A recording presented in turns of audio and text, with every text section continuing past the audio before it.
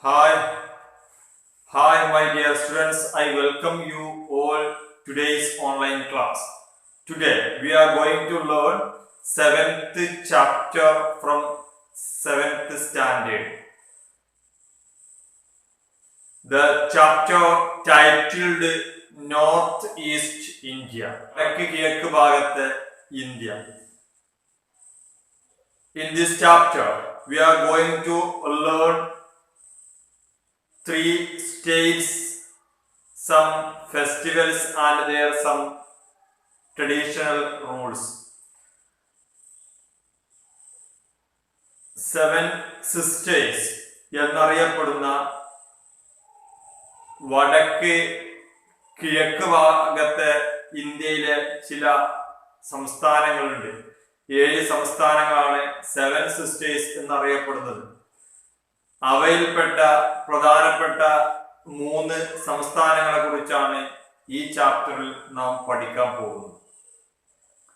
All my dear students, please take page number 70 in your textbook.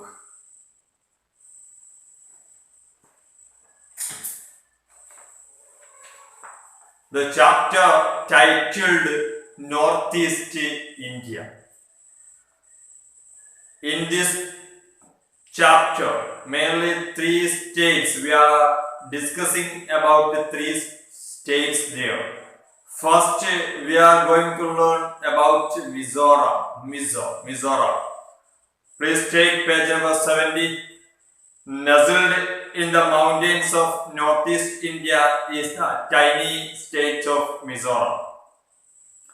North east ഇന്ത്യയിലെ ഏറ്റവും ചെറിയ സംസ്ഥാനത്തിൽപ്പെട്ട ഒന്നാണ് നമ്മുടെ മിസോറാം എന്ന് പറയുന്നത്.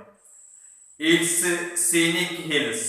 It's hills are very scenic, means very beautiful, and mountains, that includes mountain, and serene lakes, beautiful lakes, and deep valleys. The geographical structure has deep valleys there. Valleys means താഴ്വരകൾ. And rippling streams. Rippling means moving streams, tumbling down the cliffs to the form of spectacular waterfalls and some waterfalls. All are the speciality of Mizoram.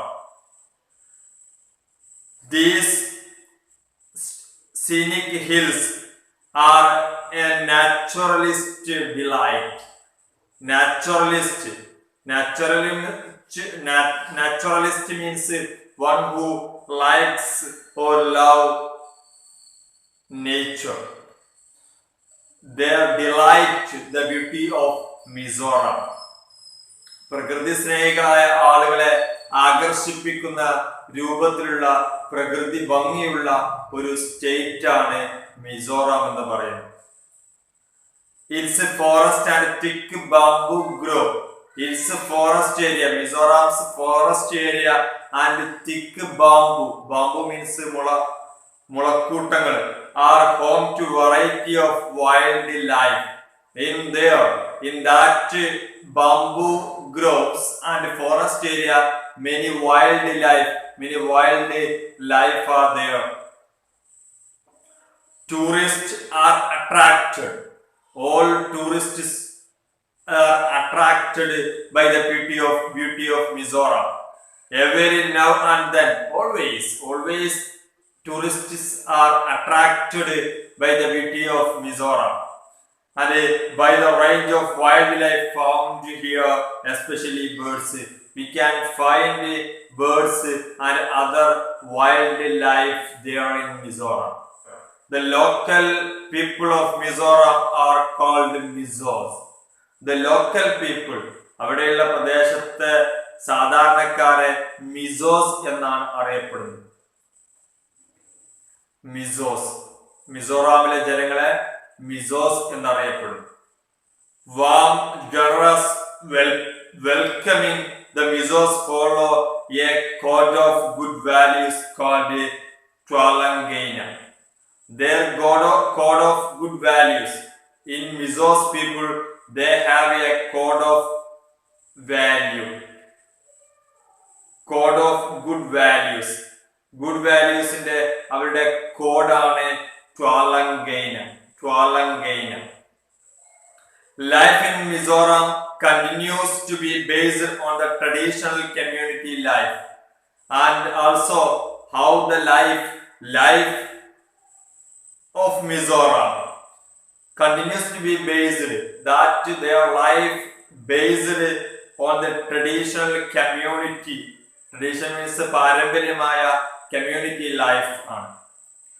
A highlight of this lifestyle, the highlight of this lifestyle is the community dances held during the harvest festival.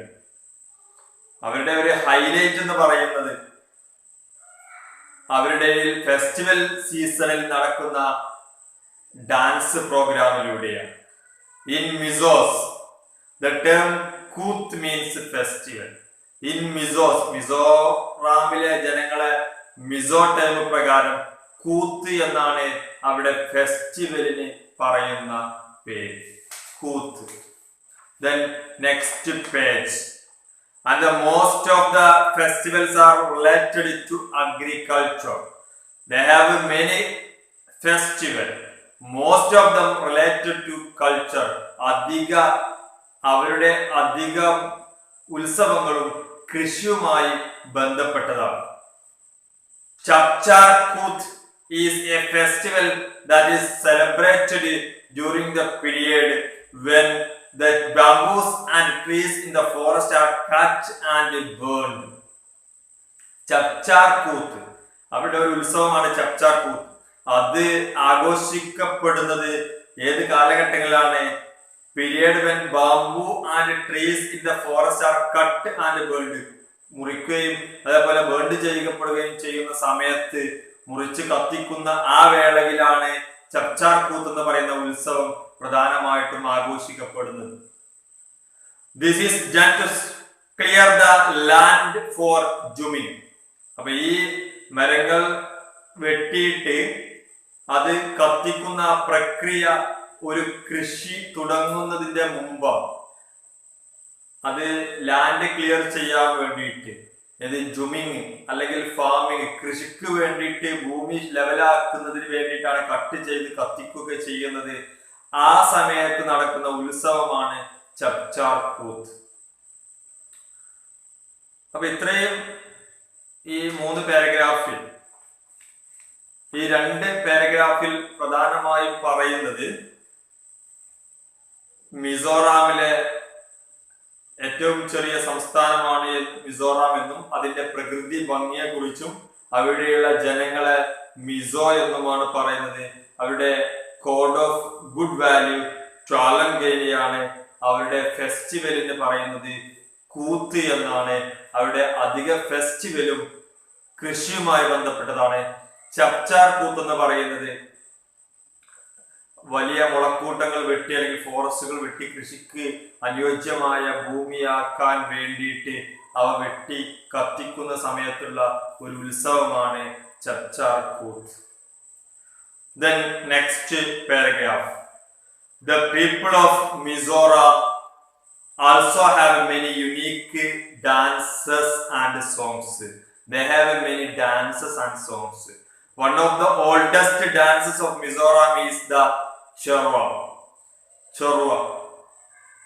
അവരുടെ ഏറ്റവും പുരാതനമായ, മിസോറാമിലെ ഏറ്റവും പഴക്കം ചെന്ന ഒരു music അല്ലെങ്കിൽ ഒരു dance ആണ് ചൊർവ, which is hundreds of years old. ഏകദേശം hundreds of years, നൂറുകണക്കിന് വർഷങ്ങൾ പഴക്കമുള്ള ഒരു ഡാൻസ് രീതിയാണ് ചൊർവ എന്ന് പറയുന്നത്. This dance is performed with a bamboo poles. This dance is performed with bamboo poles. Bamboo pole means മുളയുടെ ദണ്ഡുകൾ അല്ലെങ്കിൽ വടി. ചിത്രത്തിൽ കാണാം. Please take page number 71. There is a picture in your textbook. You can see that dance. മുള ദണ്ഡ്, 2 മുളദണ്ഡ് ഉപയോഗിച്ചിട്ടാണ് ഈ dance perform ചെയ്യുന്നത്. എങ്ങനെയാണ്? Performers sit face to face on the ground. Face to face ആയിട്ട് ഗ്രൗണ്ടിൽ ഇരിക്കുന്നു. And tap long pairs of bamboo poles open and close in time with rhythmic beats. Rhythm അനുസരിച്ച് താളത്തിനനുസരിച്ച് രണ്ടുപേർ അപ്പുറവും ഇരുന്നു കൊണ്ട് വടി അങ്ങോട്ടും ഇങ്ങോട്ടും നോക്കുകയും അതേപോലെ ഡാൻസ് ചെയ്യുന്ന ഒരു രീതിയാണ് ആ ഡാൻസ് എന്ന് പറയുന്നത്. അത് ചിത്രത്തിൽ നിങ്ങൾക്ക് വ്യക്തമായി കാണാം. അപ്പൊ അത് അവരുടെ ഒരു പ്രധാനപ്പെട്ട ഡാൻസ് ആണ്. Young woman dressed in traditional clothes. യുവതികളായ സ്ത്രീകളെ അവിടെ പാരമ്പര്യമായ വസ്ത്രം ധരിച്ചുകൊണ്ട് dance in and out between the bamboo. ആ ബാംബുവിന്റെ അകത്തോട്ടും പുറത്തോട്ടും ചാടി ഡാൻസ് ചെയ്യുന്ന രീതി, അതാണ് ചെറുവ എന്ന് പറയുന്നത്. The Mizos also have a rich heritage of arts and craft. In previous paragraph, we discussed about their dance system, and this paragraph we are going to discuss the art and craft. ആർട്ടുകൾ കരകൗശല വസ്തുക്കളുമായി ബന്ധപ്പെട്ടതാണ്. The paikwan, a bamboo basket. Paikwan is a bamboo basket.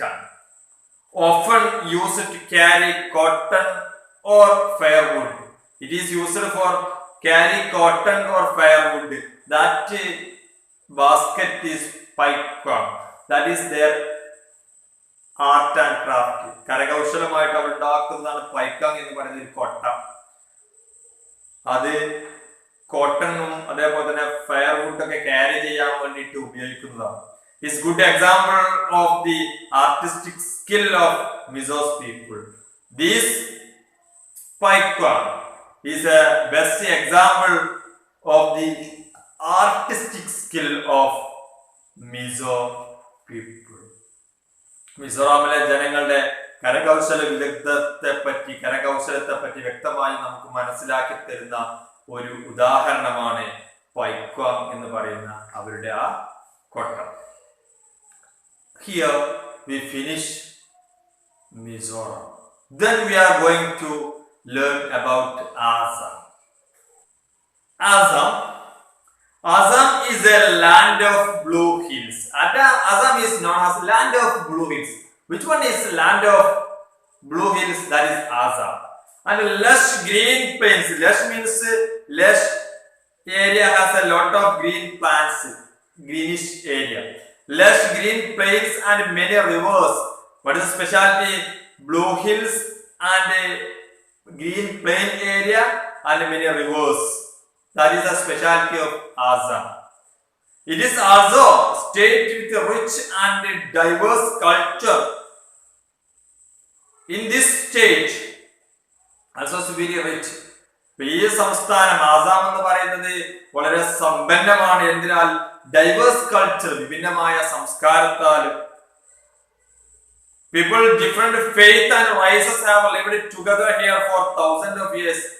ആയിരക്കണക്കിന് വർഷങ്ങളായിട്ട് അവർ വ്യത്യസ്തമായ റേസും വ്യത്യസ്തമായ ഫെയ്ത്തും ഓടുകൂടെ തന്നെ ഒരുമിച്ച് ജീവിക്കുന്ന ഒരു വിഭാഗം ജനങ്ങൾ, സ്നേഹത്തോടുകൂടെ ജീവിക്കുന്ന ഒരു വിഭാഗമാണ് ആസാമിന്റെയും പ്രത്യേകത. വ്യത്യസ്ത വിശ്വാസമുണ്ട്, വ്യത്യസ്ത റൈസുമാണ് അവരെന്നിട്ട് ഒരുമിച്ച് ജീവിക്കുന്നു. അതാണ് ആസാമിന്റെ ഒരു പ്രത്യേകത.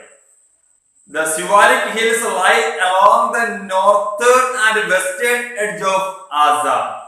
Shivalik hills, that is situated along northern and western edge of Assam. Northern and western edge, Shivalik hills is situated. Numerous snow-fed rivers and streams flow down the slopes of the Shivalik. And another specialty is numerous snow-fed or മഞ്ഞു മൂടിയ പുഴകളും and streams, അരുവികളും flow down the slopes of the Shivalik hills. മഞ്ഞു മൂടപ്പെട്ടതായ ശിവാലിക് ഹിൽസിന്റെ കുന്നുകളൊക്കെയാണ് അവിടെ നല്ല സുന്ദരമായ കാഴ്ചകൾ.